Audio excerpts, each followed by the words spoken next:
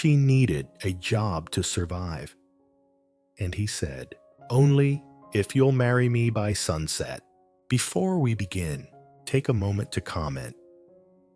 Your city. Where are you listening from tonight? And when the tale is done, don't forget to rate it anywhere from 0 to 10.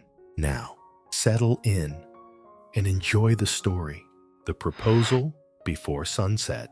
The last light of day bled across the Broken Spur Ranch, painting the old fence line and the silent gate in a haze of gold dust. A frail young woman stood at the porch, a worn canvas bag slung over her shoulder. Her heart trembled, but in her eyes flickered the faintest ember of hope. From the shadows of the doorway, a cowboy stepped forward, tall and lean. His blue eyes cut sharp as cold steel.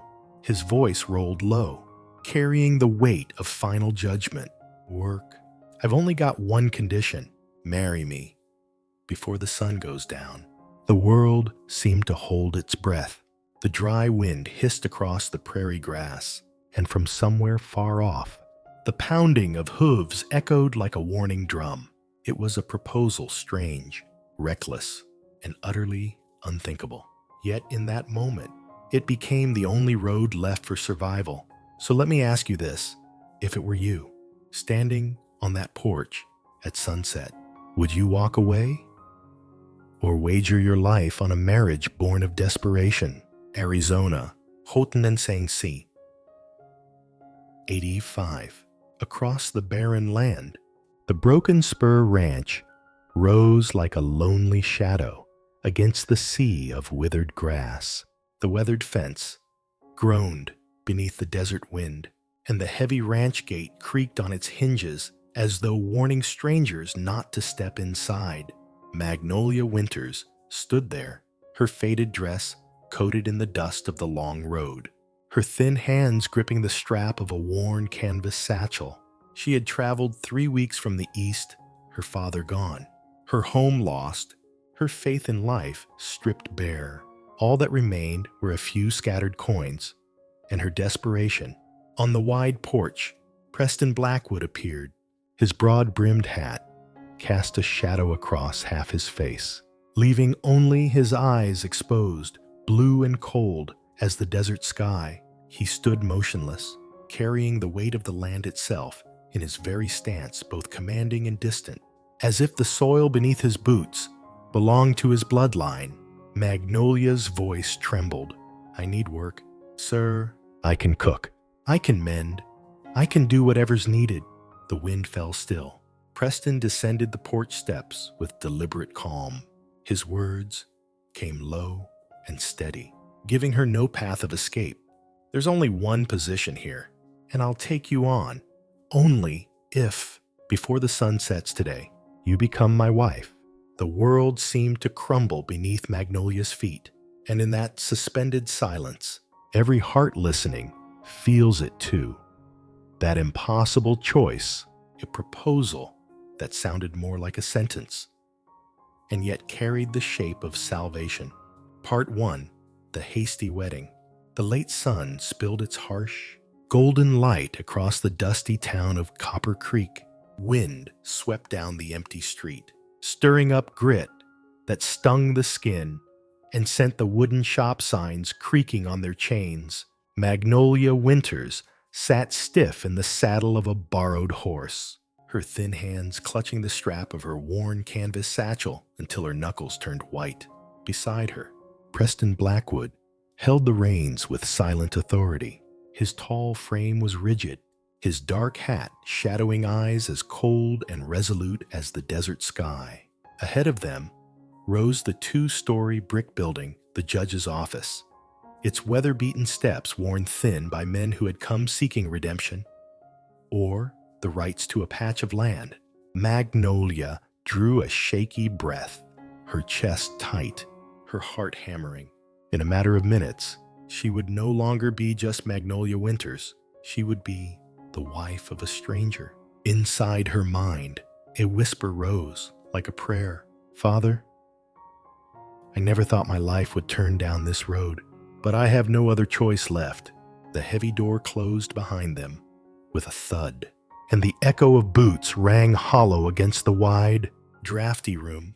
The judge's office sat above the general store, its walls stained yellow with smoke, the air thick with the smell of old paper and ink. No flowers, no music, no blessing hands. Only Judge Wilson, round-bodied, spectacles sliding low on his nose, looked up from his thick ledger with the weary sigh of a man who had seen too much. Again, Blackwood! His voice was gravel, roughened by years and whiskey. Third time this month, Magnolia froze, her eyes darting toward Preston, a sharp pang of fear rattling her ribs. Third time this month. The words cut deep into the fragile trust she had only just begun to build. Preston's reply came calm, unwavering. This one's different. This time it stays. Judge Wilson only tapped his pen against the table. Disinterested. Names. Magnolia stepped forward. Her hand trembled as she took the quill. The ink bled unsteady across the page, her signature crooked, shaky, as though she were a prisoner signing her own confession. Beneath hers, Preston pressed the pen with steady force, each bold stroke sealing her fate. Do you feel it? The chill of that moment, a wedding without warmth, where the only music was the scrape of pen on parchment and the desperate thrum of a young woman's heart. Any vows? Judge Wilson asked, his voice dragging, almost hopeful for some spark of affection. Magnolia parted her lips, but her throat was dry as sand. No words came. Preston tilted his head, unflinching, not needed. Wilson gave a grunt, slammed his book shut, and declared flatly, by the law of the Arizona Territory, I now pronounce you husband and wife. No golden ring, no wedding hymn, only a gesture from the judge. Preston leaned down and brushed a kiss against her cheek. Perfunctory, rough, his stubble scraping her skin. Magnolia shivered. Her heart wept in silence. In that fleeting touch, every girlish dream of love she had once carried from Philadelphia shattered like glass against cold stone. They stepped back into the street just as the sun kissed the horizon. Copper Creek glowed in a fire-red haze, the same color that seemed to burn through Magnolia's soul at the recklessness of her choice. Townfolk turned their heads, whispers cut through the dusk like needles. Another one caught in Blackwood's snare. Wonder how long she'll last. The words pierced her chest, but Magnolia bit her lip and kept her back straight. Preston said nothing. His silence was a wall of stone shielding, but also impenetrable. The ride back to Broken Spur Ranch stretched long and heavy. Their horses plodded over the dirt road, the fading light painting the desert in shadows. Magnolia's tears fell quietly, streaking through the dust on her cheeks. Preston glanced back once, his eyes catching that glimmer of sorrow. But no words passed his lips. By the time they reached the ranch, night had taken hold. A lantern flickered in the window, casting a pale glow over the porch. Preston opened the door, the scent of half-eaten supper lingering in the empty hall. He set his hat on the table, his voice measured. Your room, the lady of the house's room, is upstairs. Rest. Tomorrow brings work. Magnolia climbed the stairs, each step heavy as stone. The small room was plain, a narrow bed, a wooden chest, a window that opened onto a vast, unknowable dark. She sank onto the mattress, buried her face in her hands, and at last let her sobs escape. No arms to hold her, no gentle voice to soothe her, only the wind whistling through the cracks in the shutters. Her first night as Mrs. Blackwood was not filled with romance, but with the aching loneliness of a leaf blown into foreign soil. And in the stillness, her heart whispered the question that clawed at her soul. What have I done? Is there still a way back? Part 2. The First Night of Tears. The room Preston gave Magnolia had once belonged to a sister who'd left long ago. The narrow wooden bed sagged with age, its sheets faded yellow with time. In the corner, a cloudy mirror reflected back the dust-streaked face of a girl who looked nothing like the one she used to know. Magnolia set down her frayed canvas satchel. Inside were only a few changes of clothes, one worn book, and the last coins she owned. She let her shawl slip from her shoulders, her body trembling in the silence. On her finger, the cheap wedding band Preston had pressed into her hand still clung cold, like a chain. Outside, the desert wind howled against the wooden walls, carrying with it the dry scent of dust and brittle grass. The room felt too large, too empty, until Magnolia could hear her own heartbeat stumbling out of rhythm. In that moment, she felt like a prisoner locked inside a wooden cage, sentenced by her own signature on the page that read Blackwood. And so she wept. Hot tears spilled down, streaking her travel-worn hands, blurring into the dust that clung to her skin. Whenever she closed her eyes, she saw her father, Mr. Winters, sitting by the library fire, his voice warm as he read aloud from old books. She heard the piano from their home in Philadelphia, the laughter that once filled their evenings. But all of that was gone, now swallowed by death, debts, and the cruel whispers of society. Tonight, she sat alone in a cold Western house, called wife, yet abandoned at heart. She buried her face into the pillow. Her sobs came muffled, choked, lost in the wood and wind. No one heard. No one came. Preston, in the room next to hers, gave no sign. To him, this was a contract, a seal to keep his land. But to her, it was the cost of her future. Do you feel it? That plunge from the warm glow of memory into the cold emptiness of the frontier.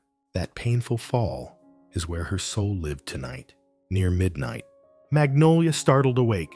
The moon spilled pale light across the floor, a streak of silver cutting the dark. From far off, a dog barked, then silence. The shutters rattled under the desert wind. She sat up, hugging herself tightly. Nights here were not like nights in the city. Out here, the darkness was endless, heavy, like it meant to swallow her whole. In that silence, she heard the floorboards creak under heavy steps. Preston's boots. He did not knock. He did not speak. Only the sound of his passing, wood groaning beneath his weight. In that absence of words, Magnolia felt the wall between them more than ever. Husband and wife by law, but strangers in truth.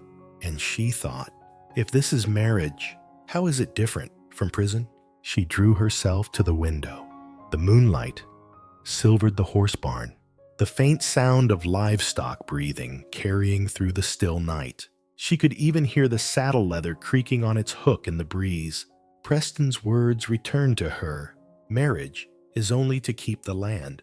You can leave if you want, but where would she go? She had $3.17. Copper Creek offered nothing but scornful eyes and whispered pity. She had no family, no friends, no roof to claim.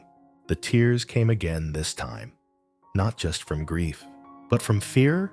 Fear of tomorrow, fear of a lifetime trapped in silence. Can you see her now? A lost girl in a foreign land, sitting by the window with the moon painting her face in silver, tears shimmering in her eyes. It's the kind of sight that twists a man's heart until it aches. At last, she returned to the narrow bed, her eyelids swollen from crying. Just before sleep dragged her under, she whispered into the darkness, as though her father might still hear her from heaven. Papa, did I choose wrong? I don't know, but I promise you this. I will live even here, even now. I will not break. The last tear slipped onto her pillow, and deep within, a faint spark glimmered. Not hope, but something older, harder, survival. In the room beside her, Preston sat in silence, the ember of his cigarette fading to ash. He had heard her sobbing. He had chosen not to knock, not to speak. Perhaps he thought silence was mercy. Perhaps he never knew that silence could wound deeper than words. And so their first night as man and wife passed not with closeness, but with two lonely souls separated by a wall of timber, each lost in the prison of their own solitude. Part 3. Dangerous Whispers. The next morning, Martha asked Magnolia to take a basket of vegetables and eggs into Copper Creek to trade for supplies. The old ranch wagon rattled down the red dirt road, its wheels groaning through sand ruts, leaving a faint trail in the harsh sunlight. Copper Creek was a small town, but it had eyes, sharp and restless. As Magnolia stepped down from the wagon, her dress dust-stained, basket in hand, she felt them on her immediately. The moment she walked into the general store, conversations faltered. Silence stretched like a pause in the wind. Then the whispers began, seeping into the air like dust through a crack in the door. That's Blackwood's new wife. Lord. Another one. How long before she leaves? They say he killed a man. She don't know yet. Magnolia felt the sting of every stare, every hushed word piercing her back. She bent to choose fabric rolls, her hands trembling, the heat of shame burning her neck. And as you follow her there, you feel it too. The weight of an entire town pressing down on one fragile woman. When she left the store, she passed the Copper Saloon. Its doors swung open, spilling out a few drunken cowboys. One, sharp-faced and mean, sneered at her. "Hey, Mrs. Blackwood, you know, your husband shot a man in Tombstone, right on the street." In broad daylight, laughter tore out of the group, cruel, jagged. Magnolia froze, her heart clawing to a stop. Nearby, an old woman shook her head, muttering to her companion, "Not just one.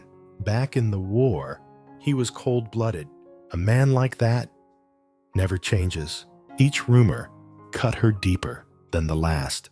She thought of that first night, the tears in the dark, the silence that separated her from Preston. Now, fear piled on top of sorrow. What if she had tied her life to a killer? The women of the town watched her with eyes mixed of pity and disdain. Magnolia turned away, her basket heavy in her arms, but heavier still was the weight in her chest. By the time she returned to the ranch, the late sun had sharpened into a golden blaze, shadows stretching long on the dirt. She stepped into Preston's office.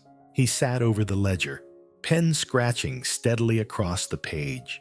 Magnolia lingered, clutching the basket strap until her knuckles ached. Then, trembling, she forced the words out. They said, "You killed a man in Tombstone." The pen stopped. Preston looked up, his eyes deep, stormy blue. The room thickened, the air hard to breathe. Slowly, he set the pen aside, folded his arms, and spoke low. "People say many things, Magnolia. The question is, what do you believe?" Her throat tightened. I don't know. I've just heard too much." The silence that followed stretched like a lifetime. At last, Preston turned to the window, light etching the hard lines of his face. "If I killed, it was in war, or because someone aimed to kill first. I never sought death for the sake of it." The words were final, yet shadowed. Magnolia sat, her heart tossed between trust and terror, caught on a razor's edge. That evening, the ranch was fuller than usual. The cowhands had returned from the range, and supper filled the long table in the wide kitchen. Magnolia sat at one end, Martha across from her, Preston in the center with the men. But the air was thick. Eyes flicked toward her, then back to him. A young hand whispered just loud enough to sting her ears. "A man like the boss. No wonder folks say his hands have blood on 'em." Magnolia set her spoon down, her blood roaring in her ears. She wanted to rise, to shout, but her voice locked in her throat.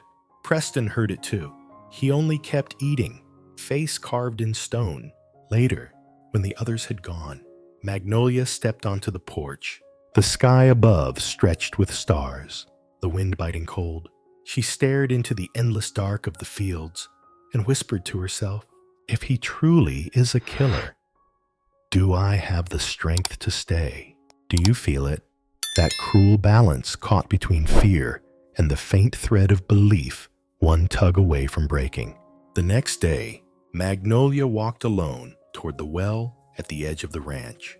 The desert wind tore at her skirt, carrying the scent of dust and brittle sage. She froze at the sound of two ranch hands talking nearby. So, the boss has a wife now. Yeah, poor thing. Bet she don't know what really happened. What do you mean? He once drew his gun in a saloon, killed a man where he stood. They called it self-defense, but who really knows? Magnolia pressed herself against the wooden wall, her breath caught. Rumors spread like fire on dry grass. No one cared if they were true. The telling was enough. She sank to her knees at the well, her hands gripping the weathered rim. Her reflection trembled in the black water, broken by falling tears. And from her lips came the question that split her soul in two. Whose fate have I tied myself to? A man wronged, or a man with blood on his hands? And you see her there small, crumpled, at the edge of the vast prairie, the sky too wide, too merciless, swallowing her whole beneath the weight of whispers. Part 4. Light in the ledger. Preston's office sat at the far end of the first-floor hallway. That morning, Magnolia stepped inside. Sunlight slanted through the small window, casting stripes across a desk buried in ledgers, loose papers, and ink stains. On the shelves, thick books leaned, their spines warped from years of wear. The air was heavy with the smell of dried ink, old leather, and dust. It fit the man who sat behind the desk silent, brooding, a figure who carried the ranch and all its burdens in his calloused hands. Preston's fingers rested on an open ledger, his blue eyes cold as ice. Magnolia froze in the doorway. The whispers of last night still rang in her ears, but here, faced with the chaos of numbers and debts, she realized beyond the gun, beyond the rumors, this man bore the crushing weight of a ranch on the brink. The words slipped out before she could stop them. May I try? Preston lifted his head. His gaze settled on her, sharp and measuring. For a moment, suspicion lingered.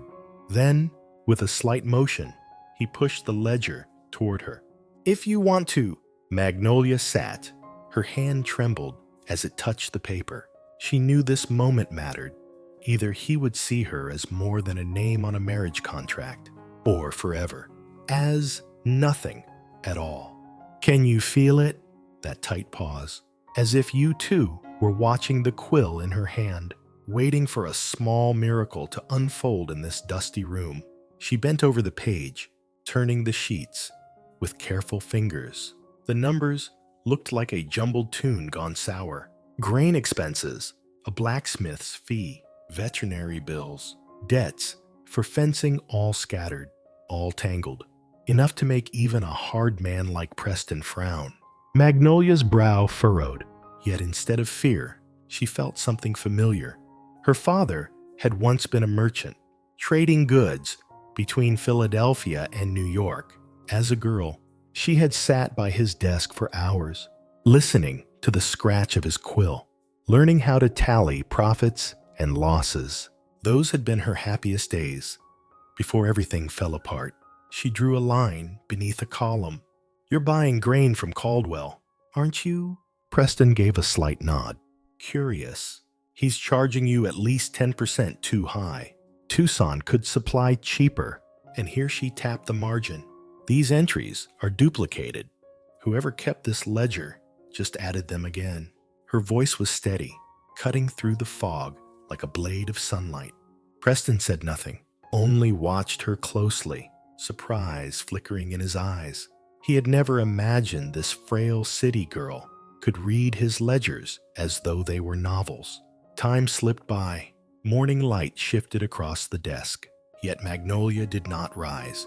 She worked, striking out errors, aligning columns, her quill racing with quiet confidence. Preston sat across from her, arms folded, eyes locked on her every move. He saw her focus, her quick mind, and the way her lips pressed tight in thought, like a soldier fighting a battle without gun or blade. At last, Magnolia set the quill down and slid the ledger back. You could save at least $30 a month if you adjust these, enough to buy more cattle come spring. Preston leafed through the corrected pages. His silence stretched long. Then, slowly, he lifted his gaze. His voice was low, measured. Not many women here know how to do this. Magnolia smiled faintly, the first true smile since she'd come to the ranch. Most don't think women should learn, but my father thought otherwise.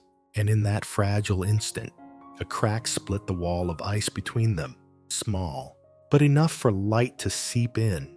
Preston closed the ledger, leaning back in his chair. His breath left him in a soft exhale. I thought you were just a desperate girl looking for shelter. But you're more than I expected. Magnolia lowered her eyes, her voice quiet yet firm. I am desperate, but desperate doesn't mean useless. For the first time, a hint of a smile touched Preston's face, thin, fleeting, like moonlight breaking through cloud. It made her heart stumble. Your father taught you? He asked. She nodded. He said money isn't only wealth, it's justice. If you can count it right, the world can't choke you. Preston's gaze turned distant, his voice roughened. My father once said something much the same. Before everything burned away, it was the first time he had ever spoken of his past. Pain flickered in his eyes, and Magnolia saw a Tatishuaisen. Thou saw it not the outlaw in town gossip, but a man scarred by loss. Her own heart trembled. For the first time, she saw not just a stranger, but someone who carried wounds much like her own. The two of them sat in silence, bound by a thread of unspoken kinship. By late afternoon, orange light spilled into the office, painting the ledger and Preston's face with the colors of fire. Magnolia shut the book neatly, her hand trembling, not from fatigue, but from emotion. Preston rose, came around the desk, and laid a hand on the ledger. He looked at her then, his blue eyes no longer glacial, but deep, reflecting the sunset.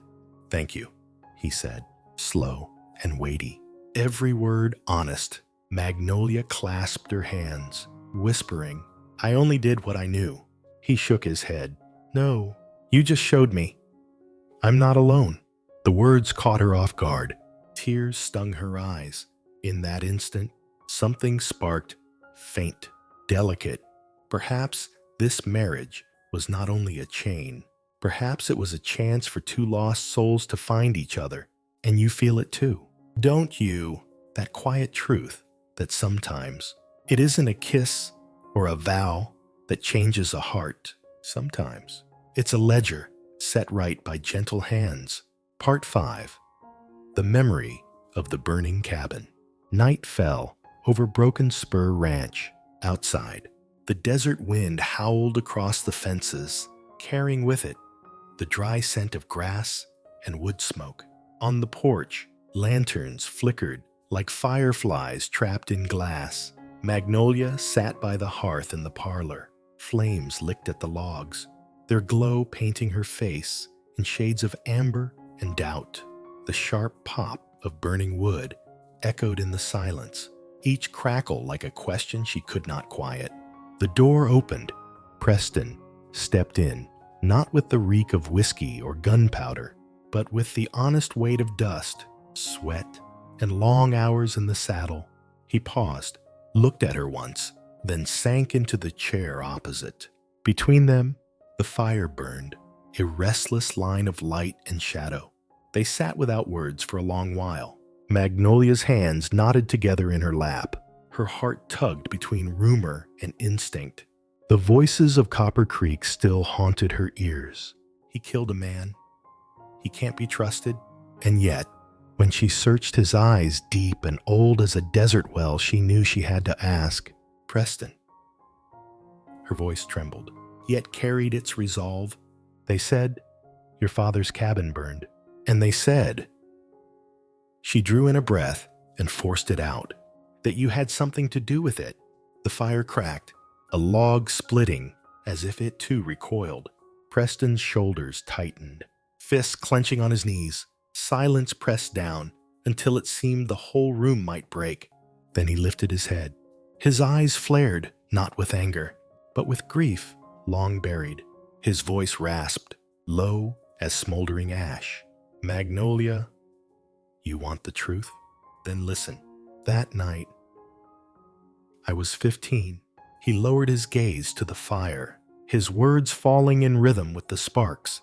My father had worked his whole life for the Northern Tract.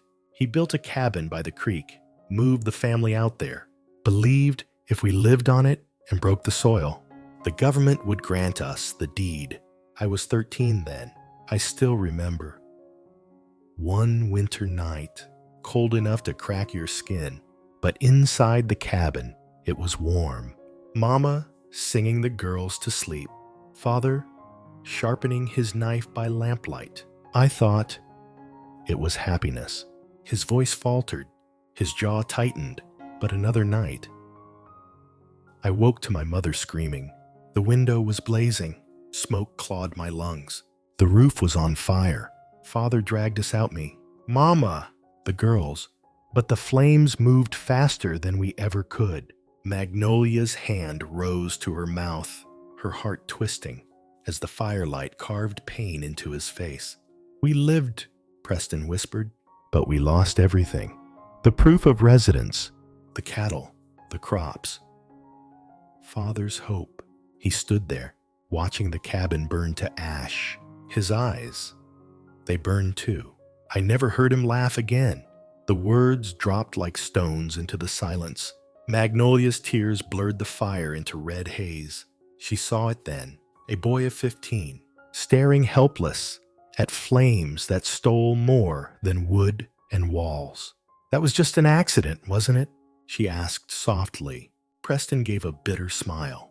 "Thin as a scar. That's what they called it." But I knew better. The next morning, I found a shattered lantern by the tree line. It wasn't ours. There were boot prints in the dirt. They led straight to the Bates Ranch. The name cut through Magnolia like a blade. Harlan Bates. Father knew, Preston said, but he couldn't prove it. The law wanted papers, not truth. He carried that wound to his grave. And me? I swore I'd never let this land slip, no matter the cost. The wind moaned through the shutters, as if to echo his vow. Magnolia shivered not only from pity, but from fear. Fear of the fire that still lived in him. Fear of a hatred sharp enough to shape a lifetime. Her voice was small. "Why didn't you tell anyone? Why let them call you a killer?" When the truth was this, Preston stared into the flames.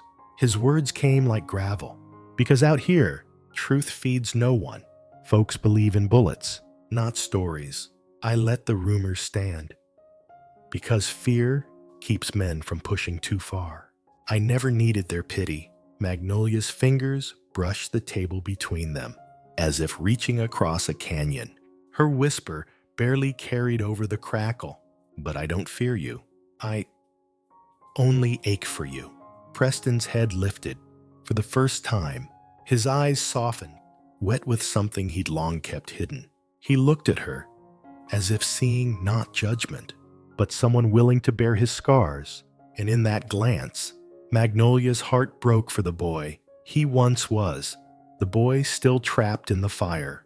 The blaze dwindled to red embers. Shadows crept long across the floor. Preston leaned back, eyes fixed on the last glow of the coals. "I've spent my life proving my father wasn't wrong. The cabin burned, but the dream can't die with it." Magnolia's tears slid down her cheeks. She understood then. He was fighting not only for land, but for the bond between father and son. for the dignity of a love that refused to be erased. Her voice trembled as she whispered, "You're not alone anymore, Preston. That dream, it's mine too now." His eyes flickered, breaking open for a breath. His hand twitched, wanting to reach across the table to close the distance, but pride held him back. "Instead," he said, voice quivering like the wind, "thank you, Magnolia, and you sit silent.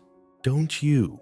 Because no embrace, no kiss could carry more weight than this two souls, both scarred, confessing in the quiet glow of a dying fire that neither of them is wholly alone anymore.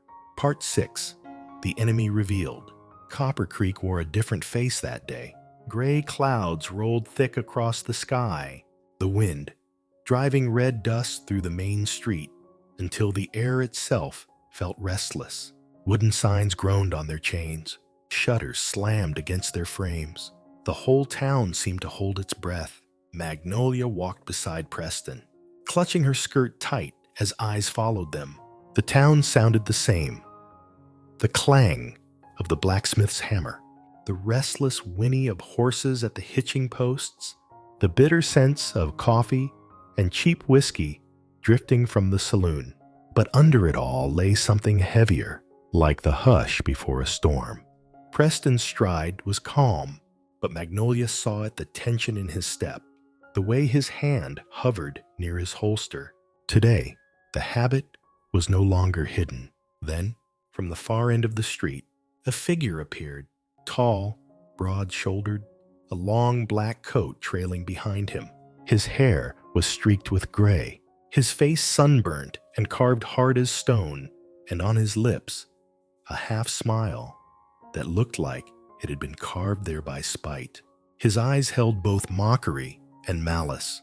Preston stopped. His voice rumbled low, rough as gravel.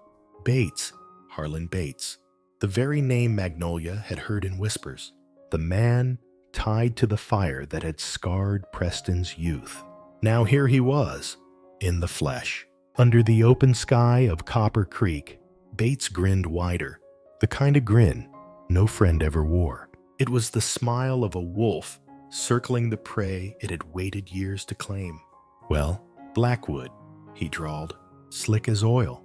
"Been a long time. I hear you've taken yourself a wife, and this must be the bride." Magnolia's stomach knotted. She heard more than the words. She heard the threat underneath. "I know who you are, and I could take it all away."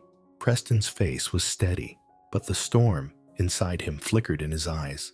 Magnolia saw it. Danger had stepped out of shadow, and now stood bold in the center of town. Bates walked closer, his boots striking the boards of the street. Thud. Thud. Thud. Each step hammered Magnolia's heart until she thought it might split. He stopped only a few paces away, tilting his head with that crooked smile. "You remember, don't you, Preston?" His voice was smooth, cruel. "That night, flames climbing higher than the roof. I stood far enough back, but I could still see children screaming. A woman wailing, looked like hell itself, had come to visit." Magnolia froze. Every word was a knife, tearing open the memory Preston had bared only the night before. This wasn't rumor now. This was confession. Preston said nothing, his fists clenched, veins rising on his forearm. His eyes locked onto Bates, with the weight of a man staring into the face of his curse. "And yet," Bates went on, leaning closer, "you lived, scrawny boy of 15. I thought the fire would take you all. But maybe God wanted you to live, to drag your father's shame with you to the grave." His laugh cut the air like broken glass. Magnolia's breath caught in her chest. She felt cold, as if the fire itself had flared around her. The town went silent. Folks stopped in their tracks. A woman froze in the market with her basket half raised. Children hid behind steps. Even the banjo inside the saloon choked quiet. Copper Creek had seen rumors fly for years, but never this. Never Bates and Preston face to face.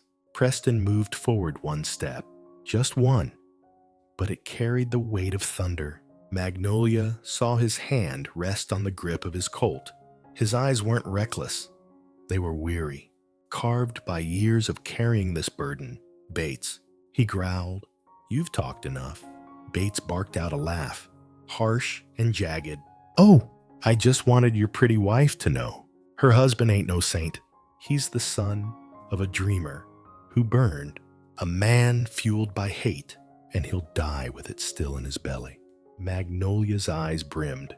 She wanted to shout at him to stop, to keep Preston from drowning in the poison, but her throat locked. Then Preston's coat shifted, his arm sweeping aside to bare the Colt in its holster. The crowd pulled back, a wide circle forming, every eye waiting for the flash that might shatter the stillness. Bates didn't flinch. His hand tapped the butt of his own gun, but instead of drawing, his smirk deepened. He leaned closer. His voice, a dagger, whispered loud enough to cut. Go ahead. Boy, pull that trigger. Prove them right. Prove you're the killer. They all say you are. The air thickened. Preston's breath came hard. In his mind, the cabin roared back to life. His father broken before the flames. His sister's cries. Bates's laughter. The fire wanted his hand to tighten, to finish it. But then Magnolia's hand brushed his sleeve, soft, trembling, enough to call him back from the edge. Don't, she whispered, voice breaking. You don't need to prove anything. Not to him. Preston's chest rose once, twice. He closed his eyes, and slowly, his hand fell away from the Colt. Bates's laugh rang out, louder, cutting through the street. Still the coward your father was. Fire took your courage with his dream. The words struck like steel. But Preston didn't turn. He gripped Magnolia's hand instead, leading her past the crowd, through the circle of staring eyes. Behind them, Bates's voice followed, dark and venomous. We'll meet again. Blackwood! And next time, the fire won't stop at the cabin. Magnolia shuddered, tears slipping free. She knew in her bones this was no ending. This was the beginning. The enemy had stepped out of shadow into daylight, and he would not rest until all Preston loved lay in ashes. As the sun bled red across the horizon, Preston's hand tightened around hers. No words, no promises, just the heat of his grip, silent as a vow. And in that grip, Magnolia understood he would fight for her, for them both. Even if it meant facing the fire again. And you feel it too, don't you? That dread, that ache, knowing sometimes an enemy doesn't just steal your past. He comes back to claim your future. Part 7. Building a new home. Morning stretched wide over the north pasture. The prairie rolled out in quiet waves of yellowed grass, dew clinging to the tufts like shattered glass in the pale sun. Cattle grazed lazily in the distance, their shadows scattered dark across the golden light. All was hushed, save for the last rasp of crickets and the hollow rhythm of hooves on hard ground. Magnolia stood beside Preston, her gaze drawn to an open plot of land, sloping gently toward a clear creek. The water ran soft, its surface flashing like broken mirrors in the light. Preston pointed toward it, his voice low and steady. My father once dreamed of raising a cabin here, said the breeze was light, the water pure, the soil good for a garden. But fire took it all before he ever began. Magnolia looked up at him for the first time. His eyes, those storm-colored blues, held not only shadow, but the faint spark of something new, something daring to grow again, even from ashes. Then let's start here, she whispered, smiling softly. The words were simple, but they struck him still.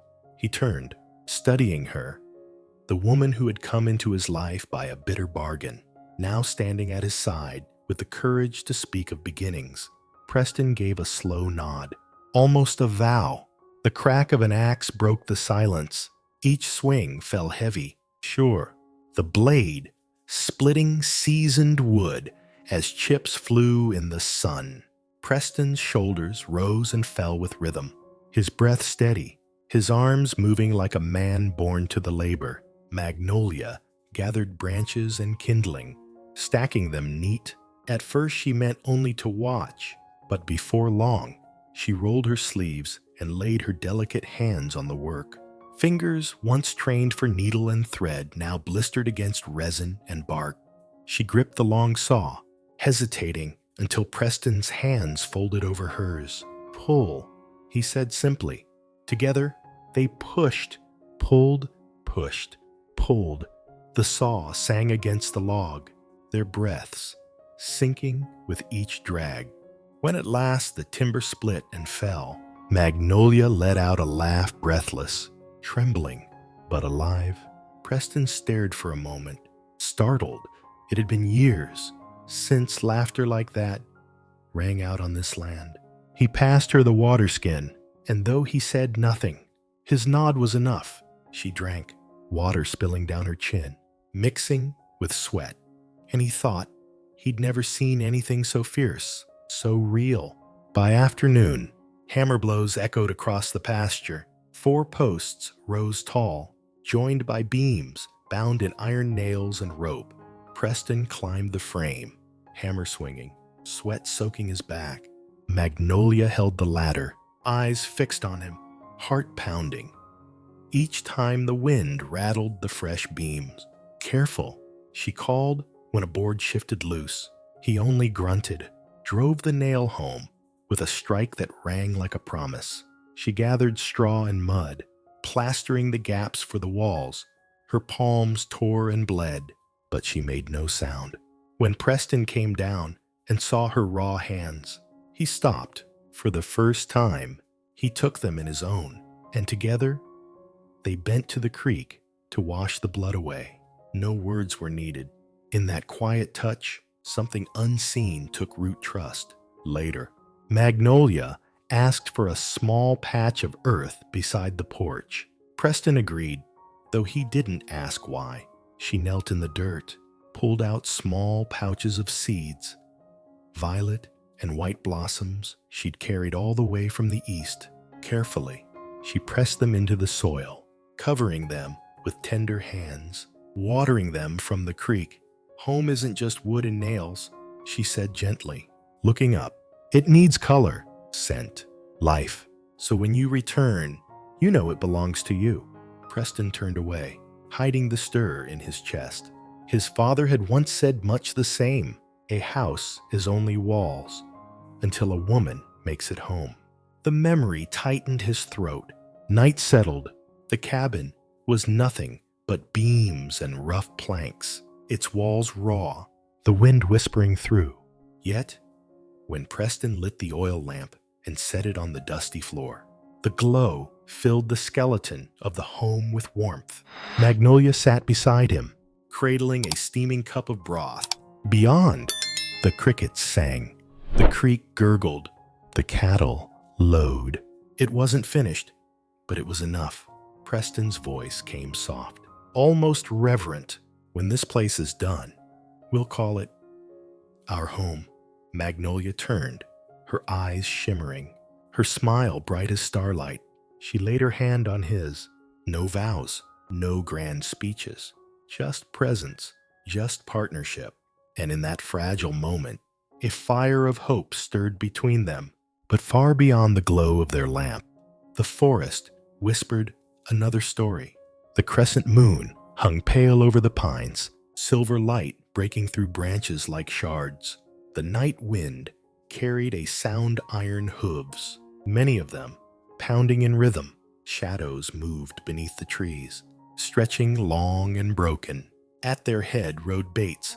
His black coat snapped in the wind, his grin sharp as the edge of a blade. At his saddle swung a tin canister of kerosene, glinting in the moonlight.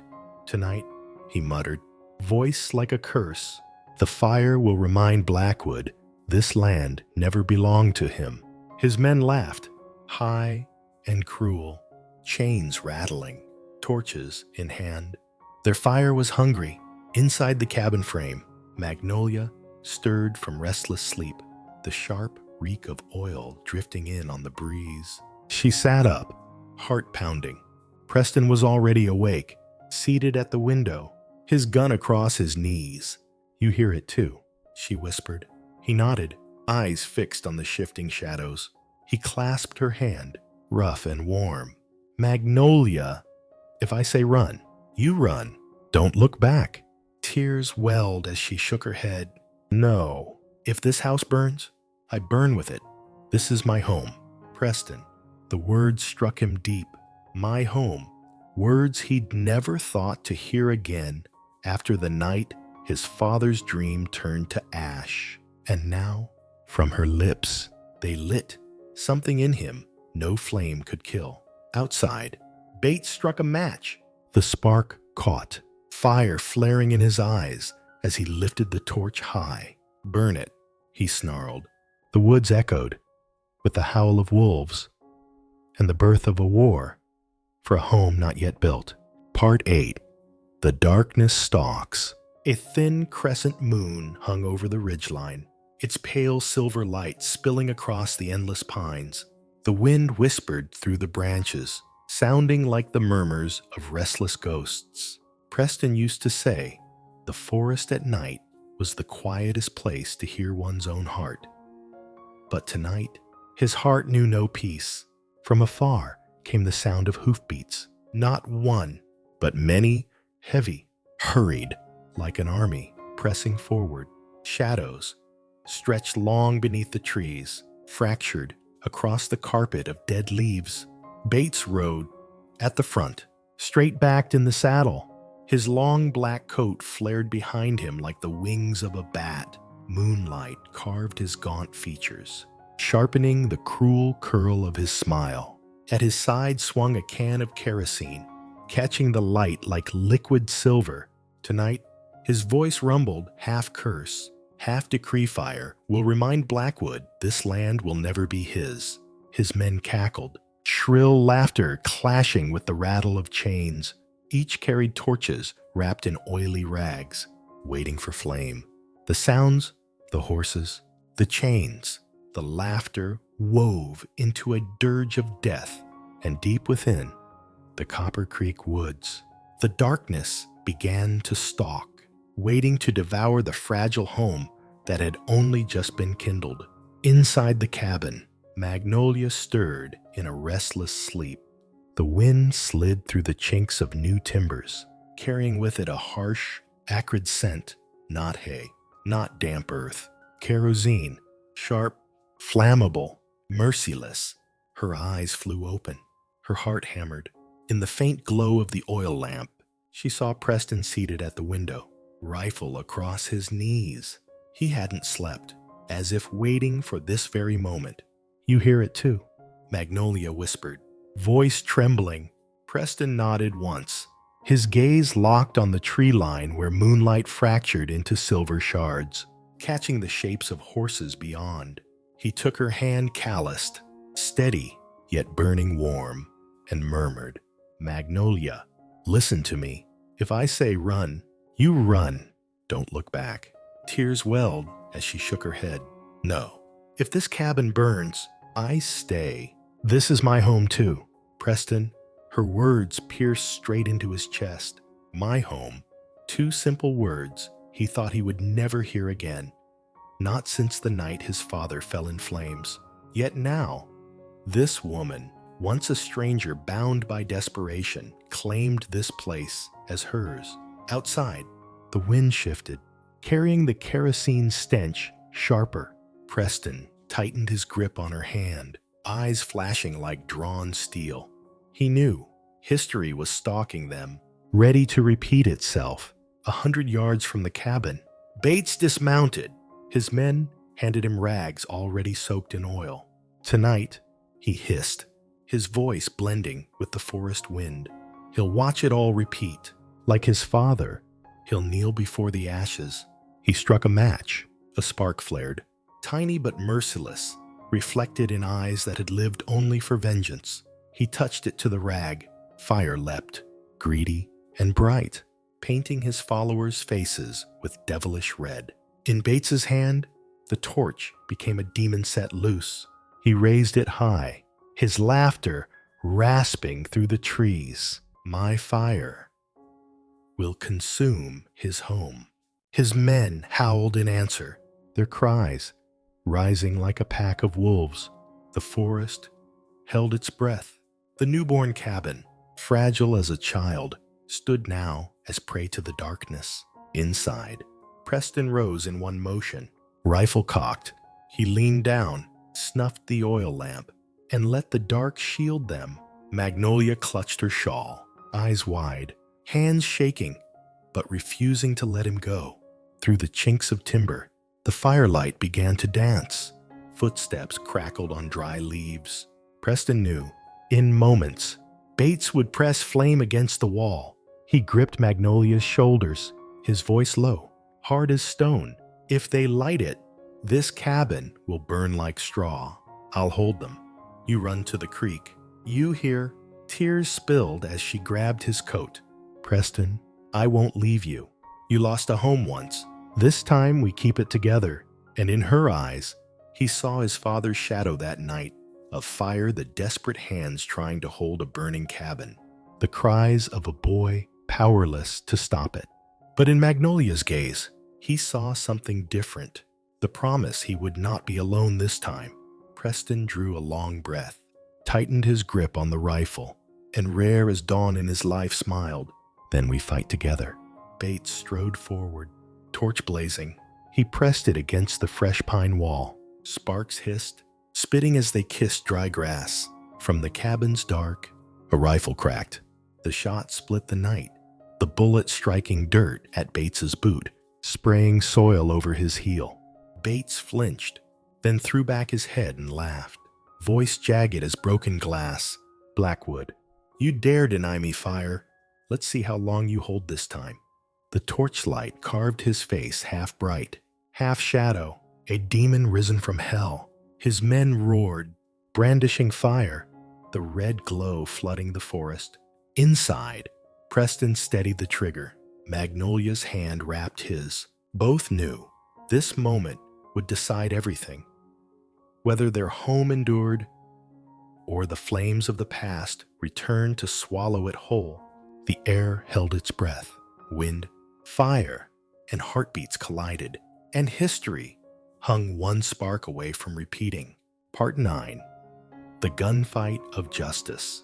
That night, the moon hung round and heavy, silver light spilling across the raw timbers of the new cabin.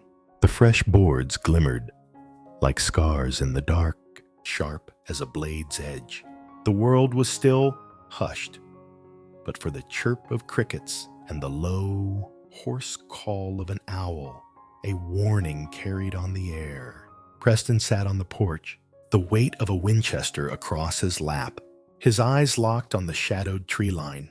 He knew Bates wasn't finished, not after last night. The man would return with fire, with hate, with a greed that had burned in him for decades. But this time, Preston wasn't alone. Inside, Magnolia sat by the lamp, her face steady in its glow, fear swallowed by quiet resolve. And out in the brush, Sheriff Grant and his 2 deputies lay in wait, rifles ready, the law set like a snare. You sure he'll come? One deputy whispered, sweat slick despite the night's chill. Preston nodded, voice low and hard. He can't live without seeing this place in ash. He'll come. And tonight, he pays. The wind shifted cold, rattling pine branches, pulling every soul tighter with its breath. Preston inhaled deep, steadying himself. He knew this wasn't just another fight. This was Judgment Night justice for his father, for the cabin lost to fire, for years of silence and solitude. The moon blazed bright, a lantern of truth in the heavens. All that remained was the spark. Then it came the steady drum of hooves. Thud, thud, thud, breaking the stillness wide open. Preston's hand tightened on the rifle. His body wound like a drawn bowstring. The sheriff motioned the deputies down into silence, and through the silver wash of moonlight, Harlan Bates appeared, tall, gaunt, wrapped in a black duster that whipped in the wind. He dismounted slow, dragging a kerosene can from his saddle. His grin flashed cruel in the pale light. A viper's smile. "I told you, Blackwood," he spat, voice rolling like thunder. "This land was never yours. I'll watch your second home burn the way your father watched his." On his knees, in the dirt, Preston stepped out of shadow, rifle raised, voice iron. "Not tonight." Bates, Sheriff Grant, and the deputies swung rifles into the moonlight, barrels catching silver. The town law had arrived, surrounding the outlaw at last. Bates froze only a beat. Then his laugh split the night, harsh, cracked, edged with madness. "So this is how you fight?" Hiding behind the law, he stepped closer, voice dropping, taunting, "But law can't douse the fire inside me." He struck a match. The flame hissed alive, reflected wild in his eyes. In that second, every man knew the night would end only in fire or blood. Bates swung the flame toward the cabin. Preston's finger squeezed. The Winchester roared. The bullet tore into Bates's arm, jerking the match from his grip. It hit the dirt, snuffing to smoke. "Drop it, Bates," the sheriff thundered. But the outlaw only grinned wider, pulling a Colt with his left hand, firing wild into the night. Muzzle flashes tore the dark, the air filling with gunpowder's bitter sting. The deputies returned fire from cover, bark and splinters flying. Preston charged from the porch, laying down fire, shielding the cabin with his own body. Inside, Magnolia clutched the window frame, watching him in terror and awe, her heart leaping at every shot, every movement, every chance she might lose him to the night. Bullets screamed, earth spat upward. A henchman fell with a cry, crumpling in the dirt. Bates staggered, blood streaking his sleeve, but still he fought, eyes burning like a man possessed. "Blackwood," he bellowed, "voice animal, I'll burn you out if it's the last thing I do." Magnolia fell to her knees, clutching her shawl, her lips moving in a desperate prayer. "Lord, if you ever listened, don't let the fire take him as it took his father." Tears blurred her vision, but then, with sudden strength, she rose. She tore open a trunk, pulling free the old revolver that had once belonged to Preston's father. Her hands shook, but her jaw set. She would not sit idle. When Preston glanced back and saw her at the door, revolver in hand, eyes lit fierce in the lamplight, his heart stopped. In that breath between gunfire, he saw it plain. She was no longer the frightened stranger forced into his life. She was standing beside him, his equal, his partner in the fight. The gunfire peaked, echoing like thunder through the forest. Bates was driven back, pinned against a tree, blood soaking his shirt, breath ragged but eyes still blazing. "You'll never hold me," he snarled. Colt lifting one last time, Sheriff Grant didn't hesitate. His revolver barked, the shot slamming Bates back against the trunk. The outlaw fell, the Colt spinning from his hand into the weeds, moonlight flashing on its fall. The clearing went still, save for the hiss of smoke and the pounding of hearts. Preston strode forward, rifle still raised, fire in his eyes. Years of grief and rage surged, begging him to end it once and for all. But Magnolia's hand found his shoulder. Her voice cracked, fierce in its tenderness. "Enough, Preston. The fire's out. Don't let hate burn you too." Preston's breath shuddered. He closed his eyes. Slowly, the rifle lowered. The sheriff snapped irons on Bates, the cold rattle of chains echoing into the night. Justice at last had spoken. The moon bathed the cabin in silver, its timbers scarred but unburnt. Preston turned, eyes meeting Magnolia's. Tears glistened there, but for the first time, no shadow remained. Part 10. The True Kiss. The true home. The gun smoke still lingered in the air, mixing with the acrid scent of burning pine.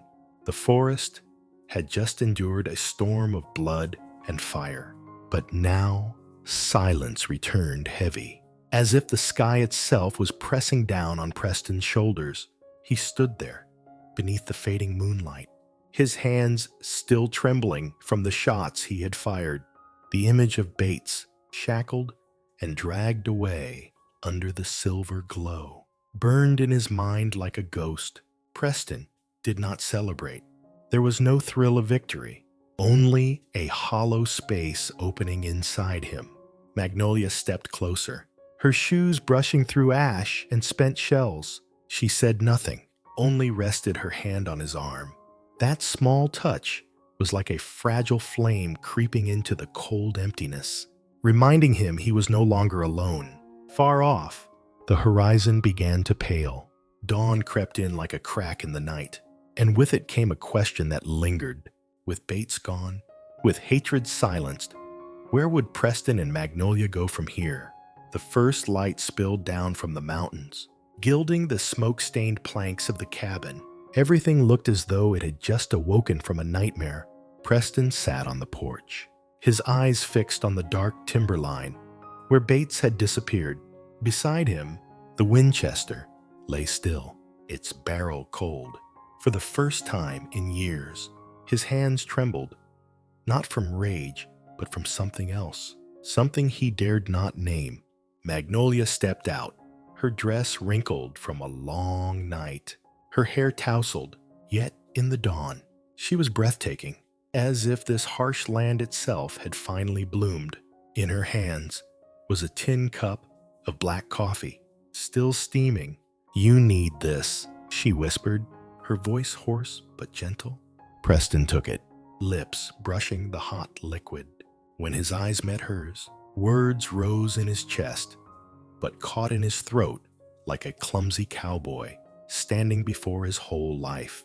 The morning grew brighter, sweeping away the darkness, but inside them something still waited, unspoken, ready to break free. They sat together, in silence, only the wind sighing through the fields and the slow hoofbeats from the distant barn. Preston set the cup down, turned to her. His eyes softened in a way she had never seen before. "Magnolia," his voice faltered, as if he faced his hardest foe. "I once thought my life would be nothing but silence and ashes. But you—" He clenched his hands, knuckles white, then let the truth slip free. "You made me believe I could begin again, that this cabin isn't just wood and stone. It could be a true home. If you're here—" Magnolia froze, tears springing hot to her eyes. She had dreamed of this moment, but hearing it broke her open, covering her lips with trembling fingers. She laughed through her tears. "Preston, I've been waiting so long to hear you say that." No more words were needed. The truth was spoken. It set them both free. Time seemed to stop. Preston touched her face, so gently it was as if she might vanish. Magnolia's eyes gleamed with morning light, and then she leaned in, closing the last distance. The kiss came shaking, unpolished, but real to the core, not like anything she had known, not like any dream he had clung to. It was the kiss of two souls who had walked through ruins and at last found each other in ashes and light. The wind carried the faint scent of last night's smoke, mingled with pine, coffee, and leather. All of it bore witness to that kiss. Preston whispered as they pulled apart, his voice breaking, "Not for a contract, not because of anyone's demand, but because I truly need you." "Magnolia," she rested her head on his shoulder, smiling through tears. "Then I will stay, not as a wife who married to survive, but as a true wife." The sun climbed higher, casting golden light across the cabin. Every scar burn marks, bullet holes, splintered wood stood clear, but instead of pain, they looked like proof of endurance. Magnolia stepped inside, her hand brushing the rough table. She murmured softly, "We'll hang curtains here, place a chair over there, and maybe, one day, a cradle by the window." Preston stood behind her, watching. The heart that had known only grief now opened to the vision of a true home. Wrapping his arms around her, he whispered, "A home isn't built from timber and nails alone, but from blood and heart. And we already have both." Morning light poured in, painting a new scene.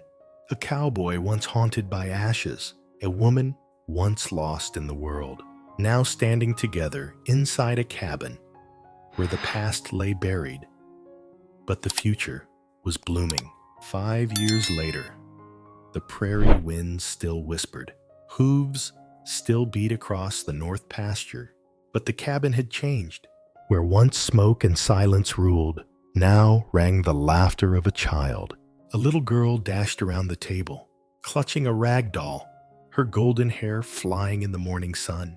Magnolia sat by the window, needle and thread weaving new cloth, her eyes alight with a peace she had never known.